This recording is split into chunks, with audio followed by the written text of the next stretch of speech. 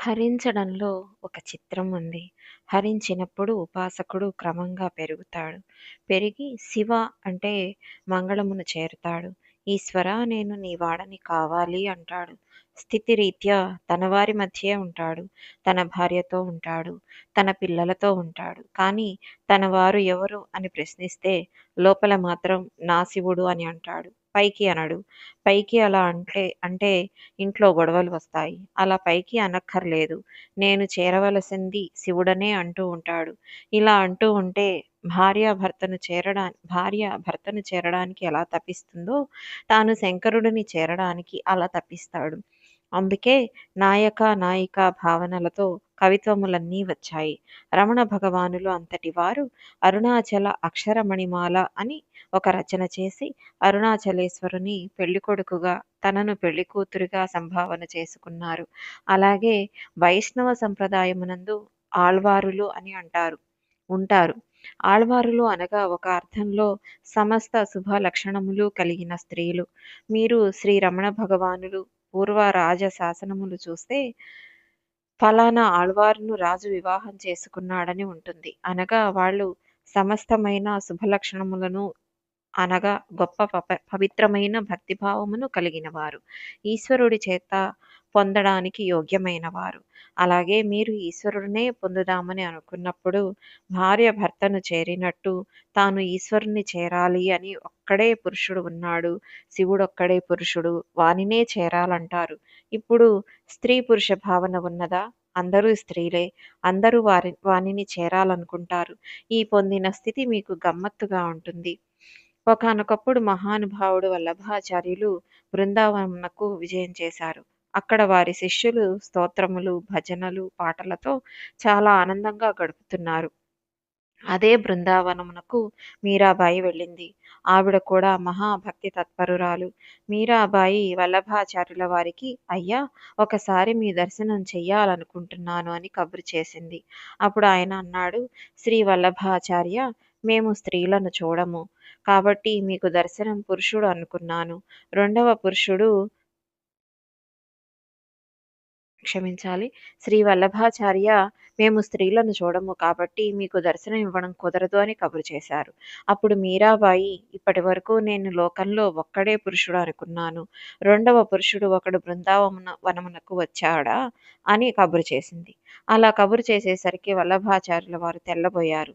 ఏమిటి ఈ మాట అని అడిగారు. సమస్త జగత్తు పొందవలసినది కృష్ణుడిని ఒక్కడినే. అందుకని నాకు తెలిసి కృష్ణుడొక్కడే పురుషుడు. అందరూ ఆయనను చేరుతారు అని చెప్పింది. కృస్ అంటే నిరతిశయ ఆనందము. అప్పుడు వల్లభాచార్యులు ఈ స్థాయి పొందిన తల్లితో నేను ఇలా మాట్లాడడం పొరపాటు. నేనే ఆ తల్లిని చూడడానికి వస్తున్నాను అని మీరాబాయి దర్శనానికి వల్లభాచార్యులు వచ్చారు. ఈ స్థితిని పొందడం హర నుండి శివని చేరడం. ఈ శివ నుండి ఆనంద తాండవమూర్తిలోకి లయం అయిపోవాలి. తాను ఆనందముగా మారిపోవాలి. తాను ఆనందంగా మారిపోతుంటే ఇప్పుడు ఏమవుతుంది? అంత ఆనంద తాండవం చేసేవాడు ఎవడు? దిగంబరుడు చేస్తున్నాడు. ఆయన బట్టే కట్టుకోడు. ఒకసారి ఆయన భిక్షుకమూర్తిగా వచ్చాడు. అప్పుడు ఆయన బట్టలు లేకుండా వచ్చాడు. అంటే శరీర భ్రాంతి లేకపోవడాన్ని ఆనందము అంటారు. రమణుల గురించి మనము విన్నాము. తన శరీరమునకు మరణము ఉన్నది కానీ తనకు మరణము లేదని ఆయన అంతటా నిండి ఉన్నానని అన్నాడు. అటువంటి ఆత్మస్వరూపి అయిన ఆనంద తాండవమూర్తి యందు సాధకుడు కలిసిపోతే తానే ఆనంద తాండవమూర్తి అయిపోతాడు. ఆయనకి మరలా చావడం అనేది ఉండదు. అదే ఆఖరి చావు. శరీరమునకు ఇదే చిట్ట చివరి చావు. ఇంకొకసారి చావడు. ఎందుకు చావడు? ఇంకొకసారి పుట్టడు కనుక. శివుని విశేషములను వేటిని మీరు సామాన్యముగా తీసుకొనుటకు ఉండవు.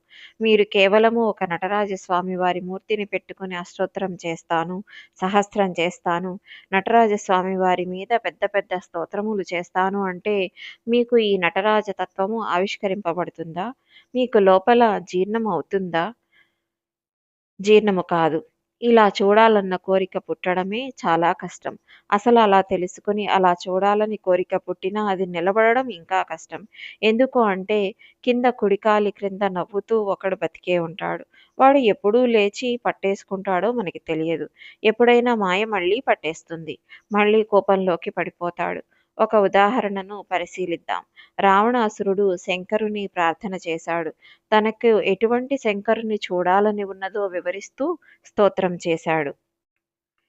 ఆనంద తాండవం చేస్తున్నప్పుడు జటాజుటంలో ఉన్న గంగ బిందె తిరుగుతున్నప్పుడు నీళ్లు ఎలా తిరుగుతాయో, అలా తిరుగుతూ నీళ్లు పైకి చిప్పిల్లుతున్న వాణ్ణి, జటలు అటూ ఇటూ ఊగిపోతున్న వాణ్ణి, ఆయన శరీరమును ఆశ్రయించి నిలబడలేక జారిపోతూ శరీరమును గట్టిగా కరచి పట్టుకున్న పాములు ఉన్నవాణ్ణి, ఆనంద తాండవం చేస్తున్నప్పుడు వేదికంతా భస్మముతో నిండిపోయేటట్టుగా జలజలా రాలిపోతున్నవాణ్ణి, పక్కన అమ్మవారు కూడా చూస్తూ నిలబడలేక సంతోషంతో లేచి ఆమె కూడా నాట్యం చేస్తుంటే, ఇద్దరూ కలిసి చేస్తున్న తాండవం ఉన్న మూర్తిని, ఏనాడు నేను గంగా తీరంలో స్నానం చేసి, సైకతంలో కూర్చుని 2 చేతులు శిరస్సుపై పెట్టి, నేను లోపల పంచాక్షరి మహామంత్రం చేస్తూ, అలా చేస్తుంటే నాకు వారణాసి శిఖర గోపురముల మీద నుంచి 3 నేత్రములు కలిగిన ఆ ఆనంద తాండవమూర్తి అయిన శంకరుడు నాకెన్నడు దర్శనమిస్తాడోనని నేను ఉవ్విళ్ళూరుతున్నాను.